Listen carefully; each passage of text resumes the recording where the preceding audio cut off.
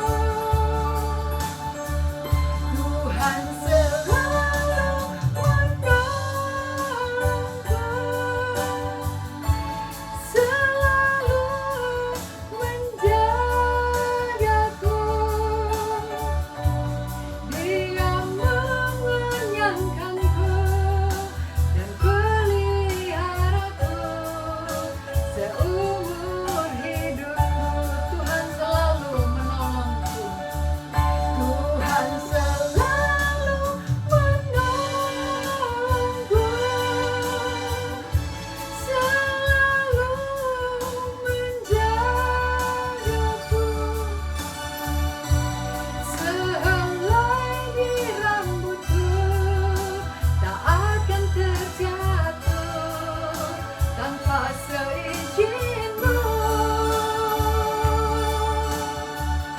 Tuhan selalu menolongku, selalu menjagaku. Dia mengenyangkanku dan peliharaku seumur hidupku. Dia mengenyangkanku dan peliharaku seumur hidupku. Kita berdoa. Bapa di surga, kembali kami datang ke hadirat-Mu. Kami mengucap syukur buat pertolongan-Mu, buat kasih-Mu, buat anugerah-Mu ya Bapa, sehingga kami boleh ada hingga saat ini. Itu semua hanya karena kasih setia-Mu saja. Bapa, ampunkan segala salah dosa dan pelanggaran kami, baik melalui pikiran, perkataan, dan perilaku kami. Kiranya Tuhan ampuni sehingga kami boleh layak untuk menghadap hadirat-Mu ya Bapa. Terima kasih Tuhan, kami undang Roh Kudus-Mu hadir di tengah-tengah ibadah kami ini, memimpin jalannya ibadah kami ini dari permulaan, pertengahan hingga akhirnya. Biarlah ibadah kami ini menyenangkan hati-Mu ya Bapa. Terima kasih Tuhan, kami mulai ibadah kami hanya di dalam nama Tuhan Yesus Kristus. Kami sudah berdoa dan mengucap syukur. Haleluya. Amin.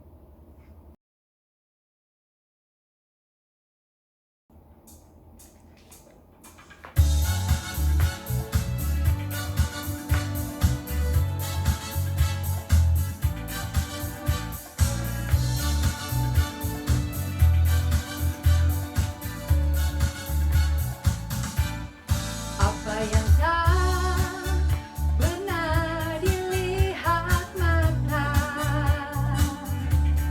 dan tak pernah didengar telinga, yang tak pernah timbul di dalam hati, semua disediakannya bagi yang mengasihi Dia. Allah sanggup melakukan segala perkara, dulu, sekarang, dan selamanya. Kuasanya tidak berubah. Allah sanggup melakukan segala perkara, dulu, sekarang, dan selamanya. Kuasanya tak berubah. Apa yang tak pernah dilihat mata dan tak pernah didengar telinga,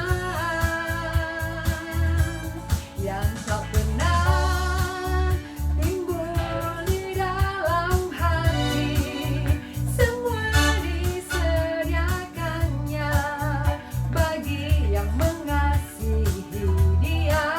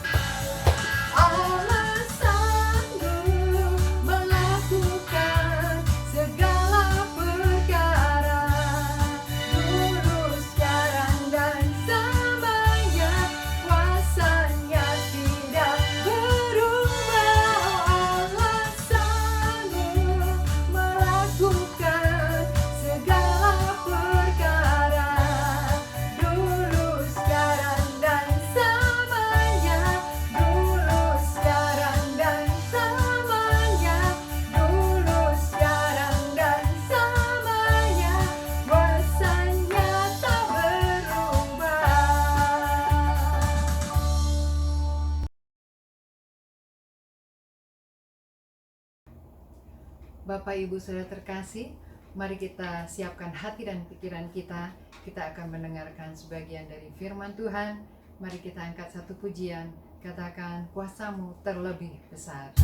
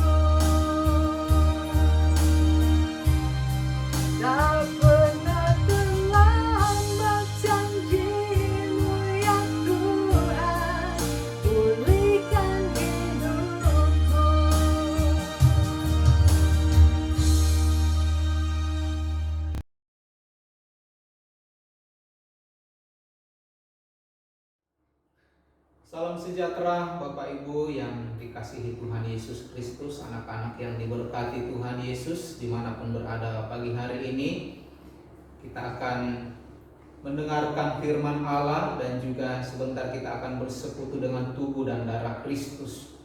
Karena itu mari kita merendahkan hati kita di hadapan Tuhan. Kami bersyukur kepadamu ya Allah Bapa di dalam surga, di dalam kasih karunia Tuhan Yesus Kristus. Kami bersyukur atas penyertaan Tuhan sepanjang minggu yang telah menopang kami dengan sehat dan kuat, juga telah memelihara dan memberkati kehidupan kami, sehingga pagi hari yang indah ini kami datang bersyukur kepadamu melalui ibadah kami. Juga saat ini kami akan kembali menerima berkat kehidupan, yaitu firman-Mu. Karena itu berkati setiap telinga yang mendengar, hati yang terbuka, dan hidup yang diarahkan kepada berkat firman ini. Di dalam nama Tuhan Yesus Sang Firman kita mengucap syukur dan berdoa. Haleluya. Amin. Bapak Ibu yang dikasihi Tuhan Yesus Kristus, kita dipanggil untuk menjadi imamat yang rajani, untuk memberitakan Kristus yang telah mati dan bangkit, untuk menebus kehidupan setiap umat manusia yang percaya kepadanya. Karena itu firman Allah pagi hari ini melalui kitab 1 Petrus pasal 5 ayat 1 hingga ayat yang ke-11 saya akan bacakan bagi kita semua. 1 Petrus pasal 5 ayat 1 hingga ayatnya yang ke-11. Aku menasihatkan para penatua di antara kamu. Aku sebagai teman, penatua, dan saksi penderitaan Kristus, yang juga akan mendapat bagian dalam kemuliaan yang akan dinyatakan kelak.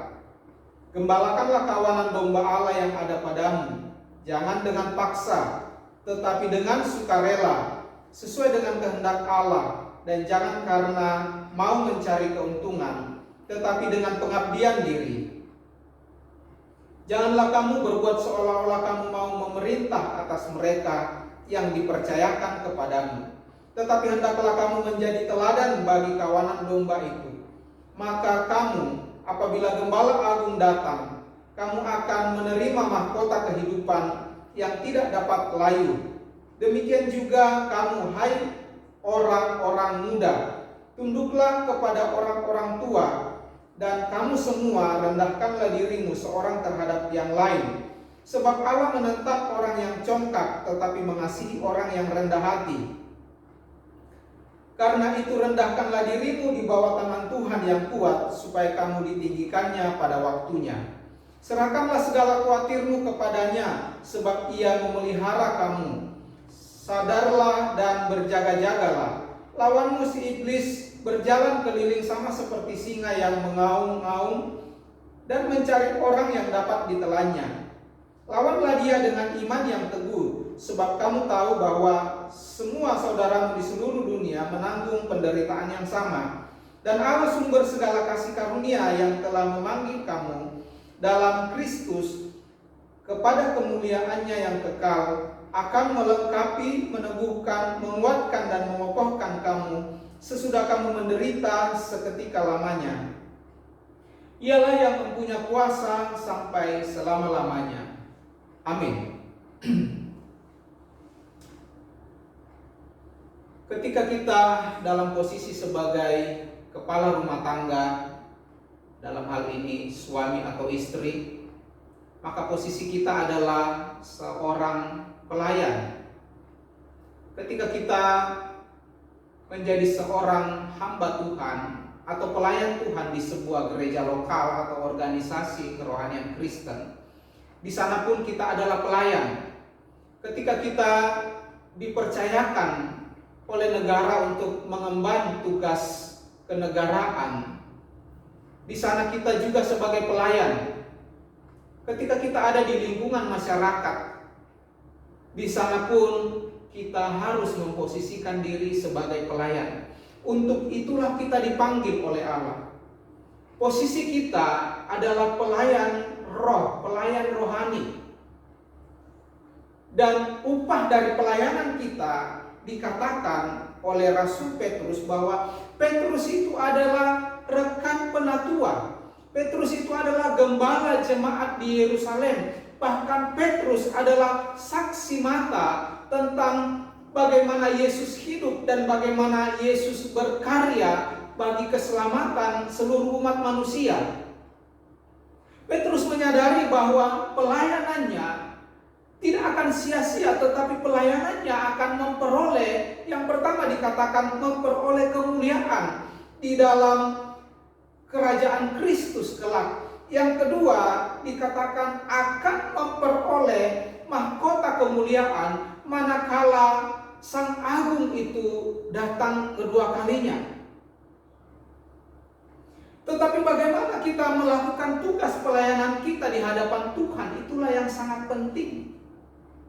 Sebab kita akan berhadapan dengan orang-orang lain dengan watak, dengan pola pikir, dengan karakter, kebiasaan yang berbeda-beda, yang bertolak belakang dengan kita.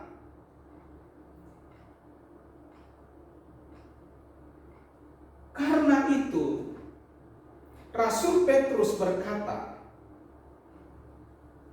supaya pelayanan kita berkenan di hadapan Allah, supaya pelayanan kita berhasil membawa orang-orang yang kita pimpin secara rohani, maka hal yang pertama yang diingatkan oleh Petrus kepada kita dikatakan ayat yang kelima, demikian juga kamu, hai orang-orang muda, tunduklah kepada orang-orang tua, dan kamu semua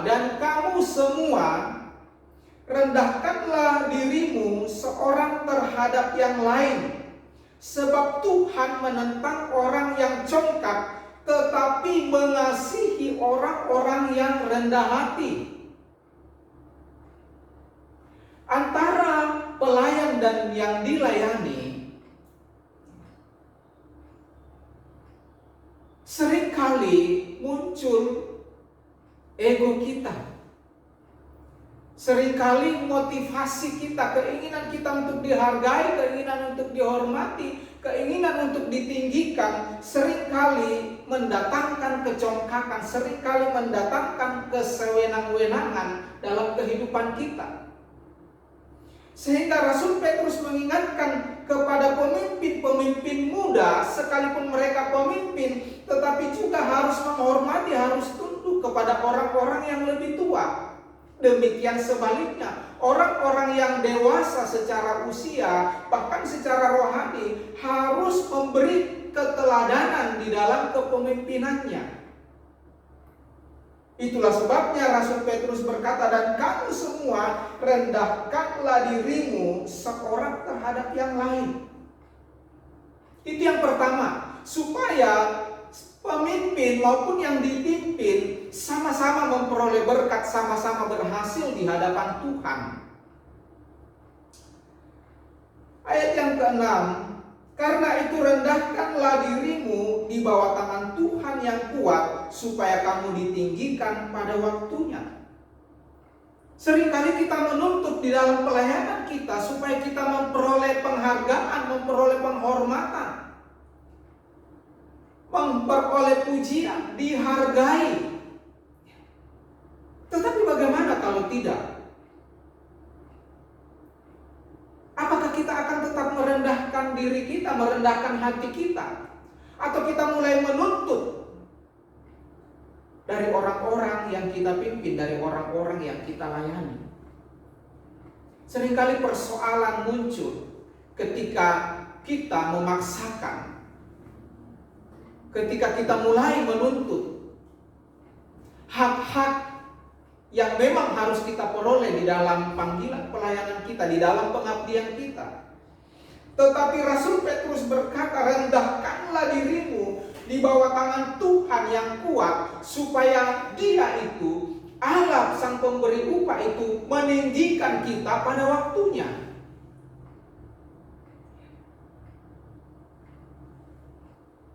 Seringkali seorang pemimpin dalam hal apa saja mengalami kegagalan ketika motivasinya adalah sanjungan, pujian. Sebab Tuhanlah yang akan meninggikan kita. Sebab firman Allah berkata, Tuhan yang mengangkat dan Tuhan yang merendahkan. Tuhan yang mengangkat para pemimpin, tetapi Tuhan juga yang menurunkan mereka. Tuhan juga yang memberhentikan mereka. Kenapa banyak pemimpin yang gagal? Baik secara rohani maupun pemimpin-pemimpin sekuler. Dikarenakan karena dorongan kesombongan, dorongan kecongkakan, kedagingan, seringkali merusak apa yang sudah dibangun dalam pengabdian, dalam pelayanannya. Ayat yang ke-7 firman Allah berkata, serahkanlah segala kekhawatiranmu kepadanya, sebab Ia yang memelihara kamu. Kalau kita melihat tulisan-tulisan Rasul Petrus ini seringkali acak. Jadi dari topik yang satu ke topik yang lain. Tetapi firman Allah yang disampaikan oleh Rasul Petrus adalah kebenaran yang akan mengokohkan kita, kebenaran yang akan menguatkan kita dalam panggilan hidup kita. Seringkali pemimpin rohani khawatir tentang hidupnya. Seringkali pelayan-pelayan khawatir tentang apa yang akan dia makan, apa yang akan dia pakai. Khawatir tentang fasilitas, khawatir tentang masa depan, khawatir akan ditinggalkan, khawatir pelayanannya disepelekan, diremehkan. Tetapi kata firman Allah, serahkanlah, relakanlah, rendahkanlah, tundukkanlah, pasrahkanlah hidupmu kepada Allah, sebab Dia yang memelihara jiwamu.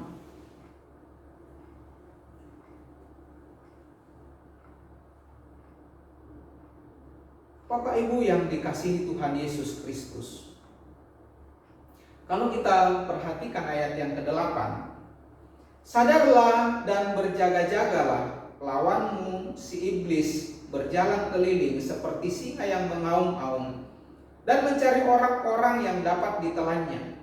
Lawanlah dia dengan iman yang teguh, sebab kamu tahu bahwa semua saudaramu di seluruh dunia menanggung penderitaan yang sama.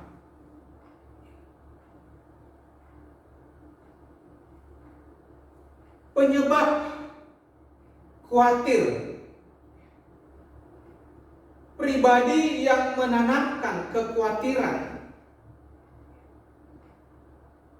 pribadi yang membuat kita mencari identitas kita dalam pelayanan, atau pribadi yang berusaha untuk mendorong kita mencapai tujuan-tujuan kita sebelum waktunya, memperoleh hak-hak kita sebelum waktunya, yaitu setan, iblis.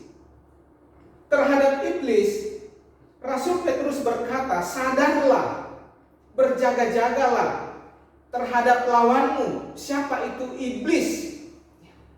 Sebab dia berjuang untuk menakut-nakuti. Dia berjuang setiap saat untuk mencari orang yang dapat ditelannya. Kembali lagi ayat ke-9 dikatakan, lawanlah dia dengan iman yang teguh. Lawanlah di sini artinya perangilah, musuhi, kalahkanlah, tundukkanlah, ikatlah sifat dan aktivitasnya. Kalau kita memperhatikan Kejadian 3 ayat 15,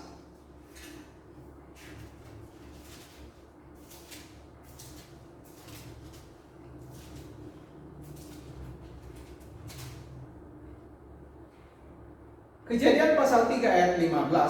Aku akan mengadakan permusuhan antara engkau dan perempuan ini, antara keturunanmu dan keturunannya. Keturunannya akan meremukkan kepalamu dan engkau akan meremukkan tumitnya. Allah berkata, aku akan mengadakan permusuhan. Permusuhan, perlawanan, pertentangan, peperangan.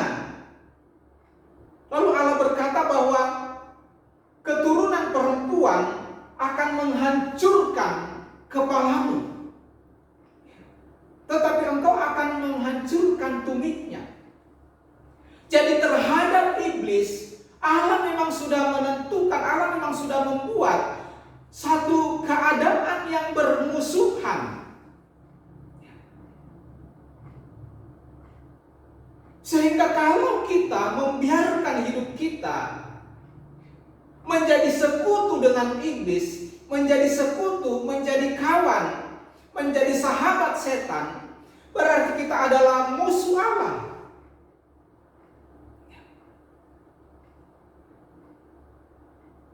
Allah berkata bahwa aku akan mengadakan permusuhan.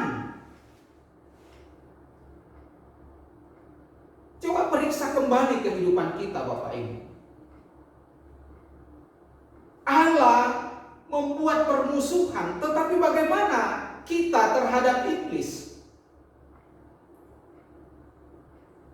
Sangat banyak orang bukannya bermusuhan dengan iblis, tetapi menjadi sekutu, menjadi kawan, menjadi partner.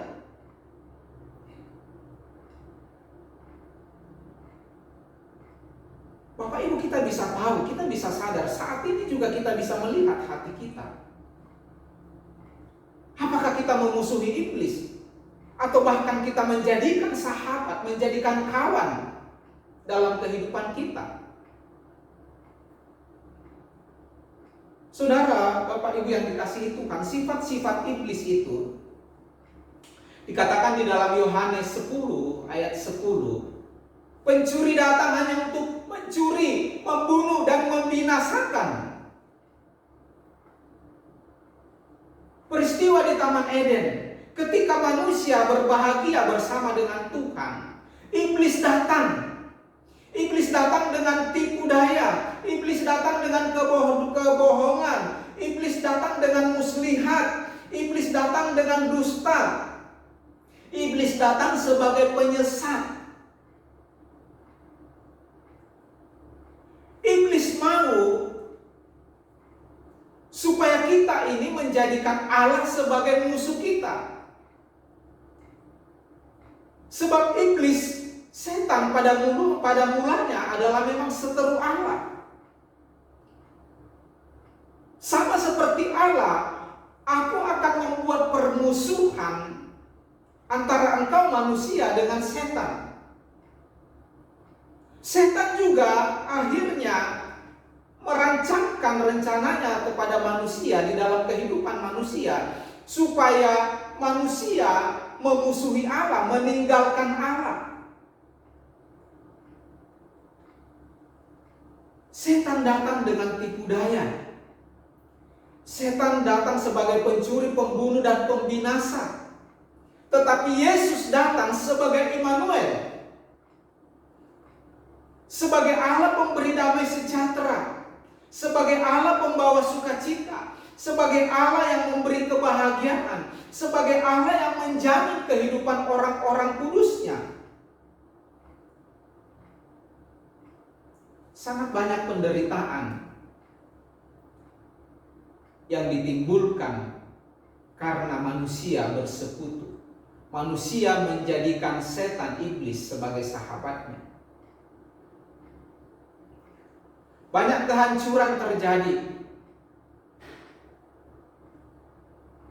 Penderitaan, air mata, bahkan kebinasaan. Karena membiarkan iblis mempengaruhi pikiran, mempengaruhi hati. menguasai kehidupan.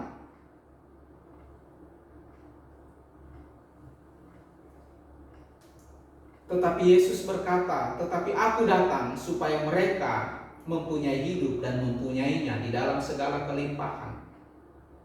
Dua hal yang sangat berbeda antara Allah dan iblis, antara Kristus dan setan. Allah sumber kehidupan, Allah sumber damai sejahtera, Allah sumber kebahagiaan, sumber berkat, Allah penyelamat. Tetapi iblis, pembunuh keji, pembinasa, pencuri,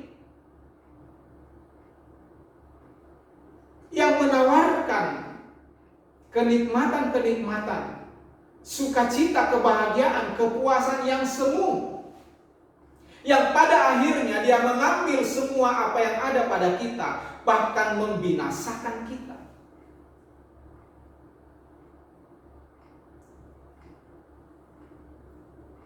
Musuh yang terberat hari-hari ini bukan virus, Bapak Ibu. Musuh yang terberat hari-hari ini bukan kekurangan-kekurangan kita. Musuh terberat kita hari ini bukan orang-orang di sekitar kita yang membenci kita. Tetapi sejak permulaan sampai Kristus datang menghancurkan kerajaan kegelapan, iblis telah bekerja menyesatkan sangat banyak umat manusia. Karena itu Rasul Petrus berkata, lawanlah si iblis, lawanlah dia dengan imanmu yang paling teguh. Lawan dengan iman.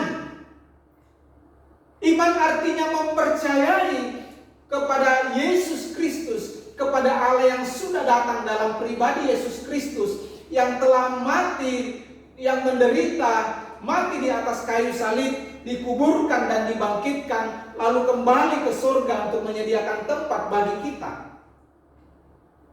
Lawanlah iblis itu dengan iman yang paling teguh, bahwa Yesus telah mengalahkan setan, maut, dan neraka. Inilah iman kita. Kristus telah mengalahkan setan, maut, dan neraka. Bapak Ibu yang dikasihi Tuhan Yesus Kristus, karena itu jangan pernah menjadi sekutu, jangan pernah bersahabat, jangan pernah memberi peluang, jangan pernah memberi kesempatan kepada iblis. Sebab iblis akhirnya akan memperbudak kita, akan menawan kita dan menjajah kehidupan kita. Tetapi peganglah Injil kasih karunia di dalam Yesus Kristus.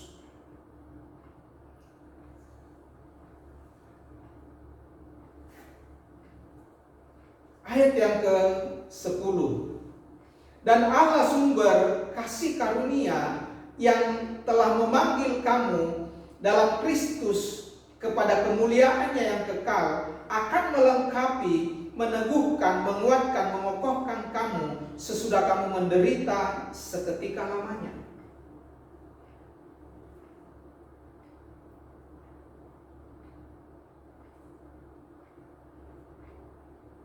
Penderitaan-penderitaan yang dikarenakan oleh pekerjaan setan, dikatakan oleh Rasul Petrus bahwa Allah di dalam Kristus yang akan memberikan kepada kita, yang akan memperlengkapi kita, meneguhkan kita, menguatkan kita, mengokohkan kita selama kita menjalani hidup di dalam penderitaan. Artinya kekuatan Allah, kekuatan senjata Allah itu membuat kita dapat bertahan, bahkan dapat melawan segala pekerjaan setan, segala tipuan setan.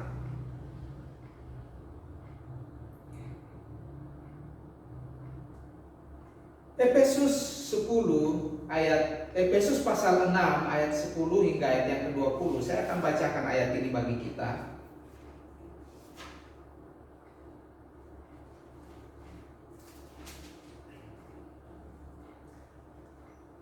Efesus pasal 6 ayat 10 hingga ayat yang ke-20. Akhirnya hendaklah kamu kuat di dalam Tuhan, di dalam kekuatan kuasa-Nya. Kenakanlah seluruh perlengkapan senjata Allah supaya kamu dapat bertahan melawan tipu muslihat iblis. Karena perjuangan kita bukanlah melawan darah dan daging, tetapi melawan pemerintah-pemerintah, penguasa-penguasa, penghulu-penghulu dunia, roh-roh jahat di udara. Sebab itu ambillah seluruh perlengkapan senjata Allah supaya kamu dapat mengadakan perlawanan pada hari yang jahat itu dan tetap berdiri sesudah kamu menyelesaikan segala sesuatunya. Sebab itu ambillah seluruh perlengkapan senjata Allah. Yang pertama supaya kita dapat mengadakan perlawanan. Yang kedua supaya kita dapat bertahan. Jadi berdirilah tegak, berikat pinggangkan kebenaran, berbaju sirahkan keadilan, kakimu berkasutkan kerelaan untuk memberitakan Injil damai sejahtera.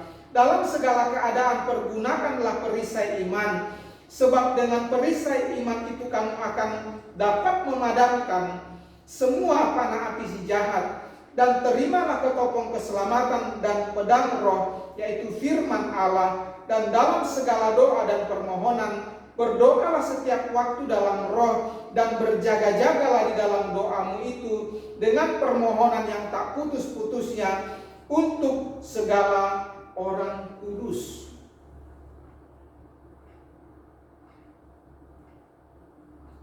Jadi Bapak Ibu, ketika kita memiliki tekad, ketika kita memiliki komitmen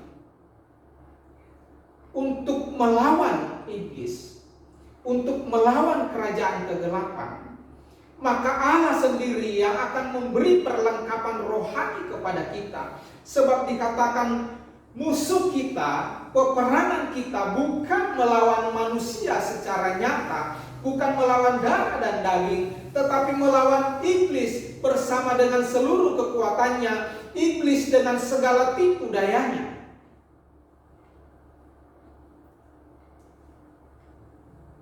Tugas utama kita adalah menjadi saksi Kristus.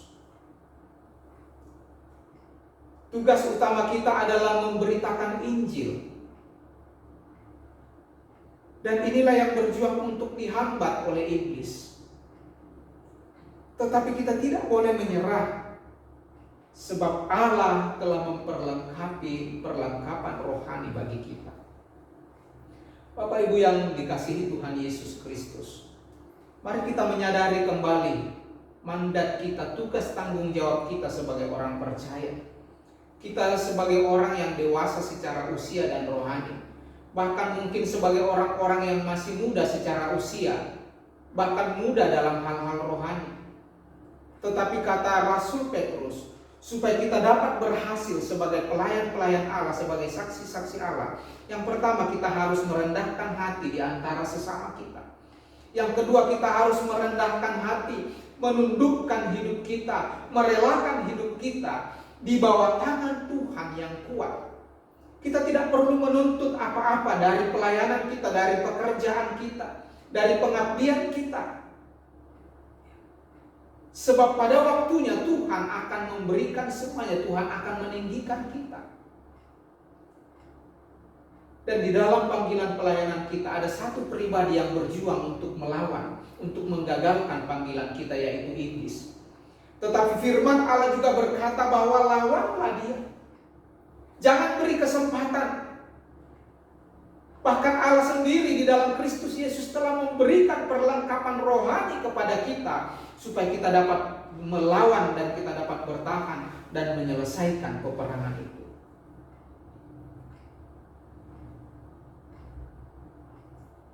Terpujilah Allah di dalam nama Tuhan Yesus Kristus. Mari kita melayani Tuhan Allah kita sampai akhir hayat kita. Kita tidak perlu khawatir dengan segala kebutuhan-kebutuhan kita, bahkan harga diri kita, sebab kita mulia di dalam panggilan dan kasih karunia Tuhan Yesus Kristus. Karena itu mari kita tundukkan kepala, Bapa di dalam surga, di dalam nama Tuhan Yesus, terima kasih sebab Engkau memanggil kami untuk melayani sesama kami, baik sebagai pelayan rohani, bahkan sebagai pelayan-pelayan sosial di dalam kemasyarakatan.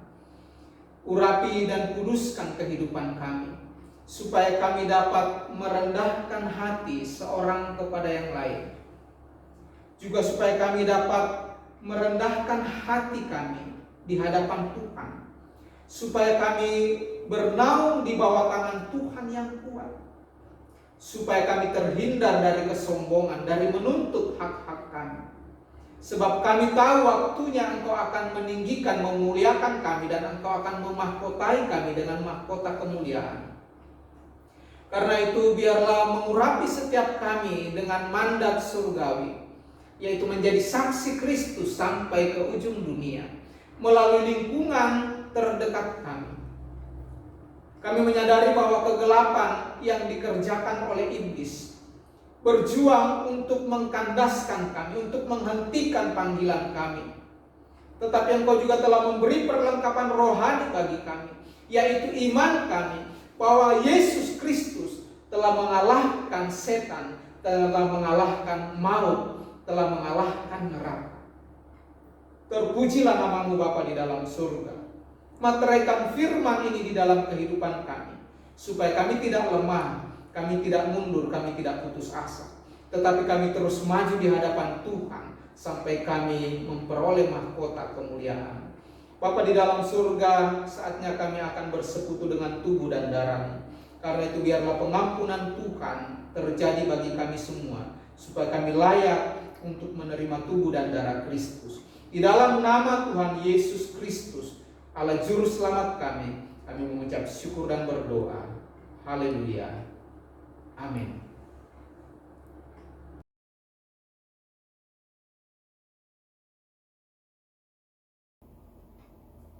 Bapak Ibu Saudara terkasih, sebelum kita duduk sehidangan dengan Tuhan, mari kita satukan hati, kita mengangkat satu pujian, katakan, karena salib-Mu.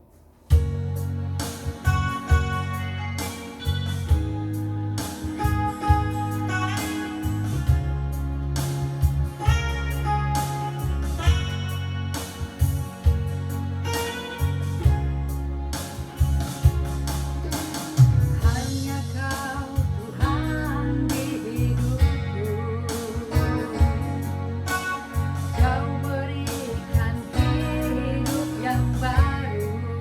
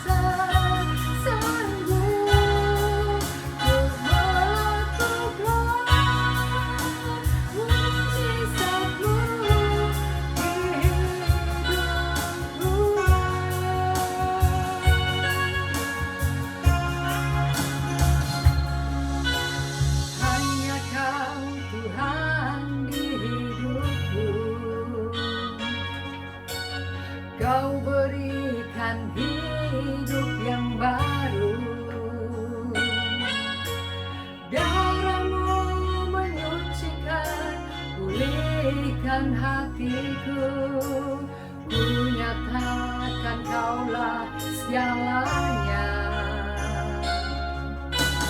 Engkaulah sumber pengharapan, kuasa-Mu sanggup menyembuhkan.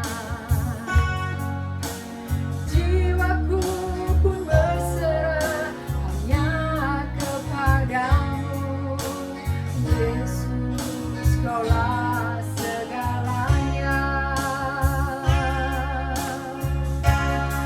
Karena salib-Mu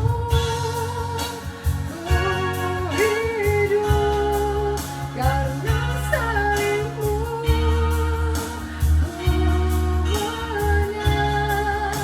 Engkau yang berkuasa, sanggup untuk melakukan mujizat-Mu. Karena salib-Mu ku hidup, karena salib-Mu ku menang. Engkau yang berkuasa, sanggup untuk melakukan mujizat-Mu di hidupku.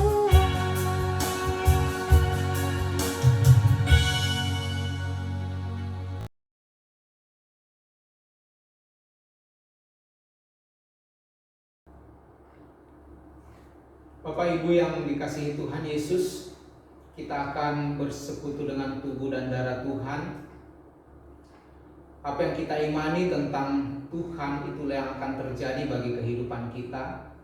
Maka kita harus percaya bahwa tubuh dan darah Kristus melalui perjamuan pagi hari ini akan menyatu dengan tubuh dan darah kita, sehingga akan menghidupkan kita, menyembuhkan kita, memulihkan kita. Karena itu, dengarkan firman Allah. Dan ketika mereka sedang makan, Yesus mengambil roti, mengucap berkat, memecah-mecahkannya, lalu memberikannya kepada murid-muridnya dan berkata, "Ambillah, makanlah, inilah tubuhku." Dengan iman di dalam nama Tuhan Yesus Kristus, mari kita makan.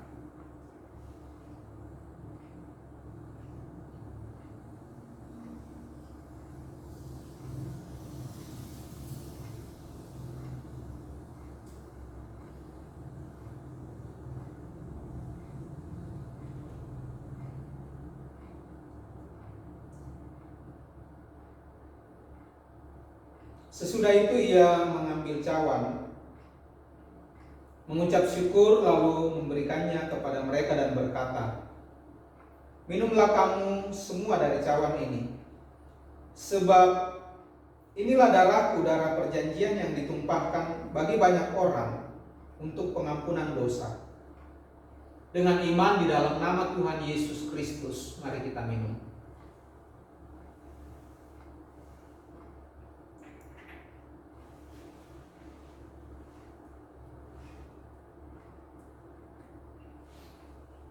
Kita kembali berdoa. Terima kasih Bapa buat karya-Mu, pengorbanan di dalam tubuh dan darah-Mu yang telah Engkau berikan bagi kami, telah menyatu dengan tubuh dan darah kami, bahkan menghidupkan kami. Karena itu kami berdoa kepadamu ya Bapa, jika ada di antara umat-umat-Mu yang lemah karena sakit penyakit, baik oleh bakteri, kuman, virus, bahkan hal-hal yang lain, teristimewa sakit penyakit yang dikarenakan oleh dosa, di dalam nama Tuhan Yesus Kristus kami disembuhkan. Teristimewa jiwa kami disembuhkan, jiwa kami dipulihkan dari segala luka-luka masa lalu kami. Demikian umat-umat-Mu yang lemah dikuatkan, yang susah dihiburkan. Bahkan umat-umat-Mu yang membutuhkan pertolongan dalam bentuk yang lain, di dalam nama Tuhan Yesus tertolong. Berkati semua orang-orang kudus-Mu di seluruh muka bumi. Berkati semua hamba-hamba Tuhan yang setia di dalam panggilan pelayanan. Berkati setiap orang yang hidupnya menjadi saksi Kristus, pemberitaan Injil dimanapun mereka ada. Berkati semua jemaat-Mu GPI Kota Tuayan, jemaat-Mu saksi Kristus. Bahkan kami berdoa buat semua keluarga, sanak famili kami yang tinggal terpisah jauh dari kami. Kiranya pemeliharaan Tuhan juga senantiasa ada pada mereka. Terpujilah nama-Mu Bapa di dalam surga. Puji syukur hormat hanya bagi Allah. Di dalam nama Tuhan Yesus Kristus kita mengucap syukur dan berdoa. Haleluya. Amin.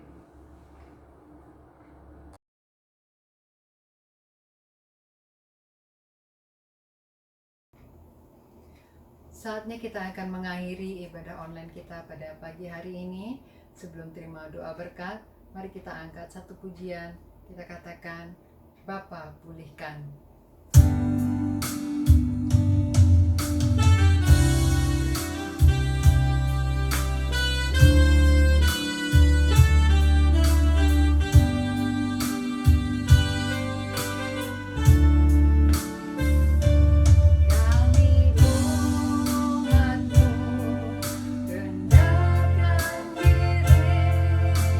Sujud dan berdoa.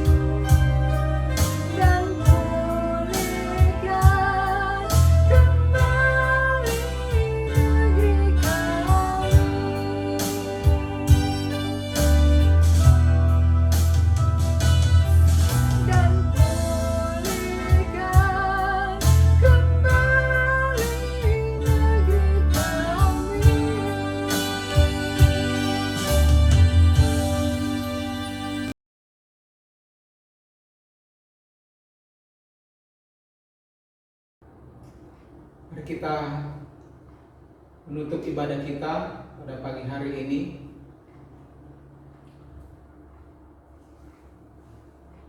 Allah Bapa, di dalam nama Tuhan Yesus, Allah pemelihara roh, jiwa, dan tubuh kami, ke dalam tangan kuat kuasa-Mu, kami menundukkan hidup kami merendahkan hati kami menaruh seluruh panggilan pelayanan kami. Karena itu berkati kami setiap pasangan suami istri, berkati setiap anak-anak, berkati setiap usaha, pekerjaan, dan bisnis kami. Teristimewa dalam panggilan, pelayanan, dan pengabdian kami. Kiranya pengurapan Tuhan yang memberi hikmat kebijaksanaan, yang memberi otoritas, wibawa, dan kekuatan, turun memberkati kehidupan kami. Sejak pagi hari ini sampai Maranatha, Tuhan Yesus datang kembali. Di dalam nama Bapa, Putra, dan Roh Kudus. Di dalam nama Tuhan Yesus Kristus. Haleluya. Amin. Shalom, selamat hari Minggu. Tuhan Yesus memberkati kita semua.